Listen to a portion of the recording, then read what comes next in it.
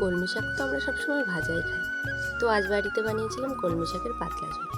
তো কলমি শাকে একদম কোনোরকম বাটা মশলা ছাড়াই আমি রান্না করেছিলাম। কলমি শাকটা প্রথমে ধুয়ে নিয়েছিলাম, চিংড়ি মাছও কেটে বেছে নিয়েছি। তারপর আলু আর কলমি শাকগুলো ভালো মতো কেটে নিয়েছি। তারপর কড়াই বসিয়ে কড়াইয়ে তেল দিয়ে, তেল গরম হয়ে গেলে জিরে আর একটু দিয়েছিলাম রসুন কুচি। দেওয়ার পর চিংড়ি মাছগুলোও দিয়ে দিয়েছিলাম। দেওয়ার পরে কাঁচা লঙ্কা দিয়েছি। তারপর পরিমাণ মতো লবণ আর হলুদ দিয়েছি। তারপরে আলুগুলো দিয়ে একটু আমি ভালো করে ভেজে নিয়েছি। প্রথমে ভালো করে নাড়িয়ে চাড়িয়ে নিয়ে ভাজা হয়ে গেলে তখন আমি সামান্য পরিমাণ একটু চিনিও দিয়ে দিয়েছিলাম ওটাতে। তারপর ভালো মতো করে আরেকটু ভেজে নিয়ে ওতে আমি কলমি শাকগুলো দিয়ে দিয়েছিলাম। কলমি শাকগুলো প্রথমে আমি না নাড়িয়ে চাড়িয়ে ঢাকা দিয়েছিলাম। ঢাকনা তোলার পরে আমি আবার একটু ভালো মতো করে নাড়িয়ে চাড়িয়ে দিয়েছিলাম।